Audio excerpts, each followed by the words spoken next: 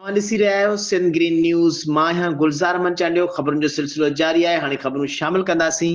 Report Gulzar मंचालियो। Shahdad कोट में जामिया जीलानिया मदरसे जे 10 तालिब इल्मनि पारां क़ुरान पाक जो हिफ्ज़ पूरो करण ते शागिर्दनि जी हौसला अफ़ज़ाई लाइ शहर जे अनाज मंडी जी मस्जिद में मियां रियाद अमन सिद्दीकी जी सदारत में सोहेल अमन सुमरो जे निगरानी में तक़रीब मुनक़िद कई वई, जंहिं दरगाह आलिया वासु कल्हड़ो जे सजादा नशीन हाफ़िज़ सईद नूर अहमद शाह ख़ुसूसी तौर शिरकत कई। उन मौक़े ते जामिया जीलानिया मदरसे जे प्रिंसिपल हाफ़िज़ अमीर हमज़ा जुनेजो, अलामा मुफ्ती शोबान हुसैनी, अलामा मोहम्मद इमरान सईदी ऐं पिणु ख़िताब कंदे चयो त इंसान ज़ात खे रब करीम तमाम मख़लूक खां अशरफुल मख़लूक़ात बणायो आहे। इंसानी ज़ात खे पाण करीम सल्लल्लाहु अलैहि वसल्लम हज़रत मोहम्मद मुस्तफ़ा सल्लल्लाहु अलैहि वसल्लम जे ॾिसियल वाट ते अमल करे दुनिया ऐं आख़िरत संवारणु घुरिजे। जॾहिं त क़ुरान पाक जो हिफ्ज़ कंदड़ 10 शागिर्दनि में राशिद अली चांडियो, हबीब रहमान, अब्दुर रहमान सारंग, जुनेद सादुल्लाह जुड़ेजो, मोहम्मद हनी भट्टी, मुश्ताक बुरई, फ़हीम मस्तोई, अयूब जमाली शामिल आहिनि। तक़रीब में हिफ्ज़ कंदड़ तालिब इल्मनि खे वारसनि ऐं उस्तादनि पारां गुलनि जा हार पाराए संदनि हिमत अफ़ज़ाई कई वई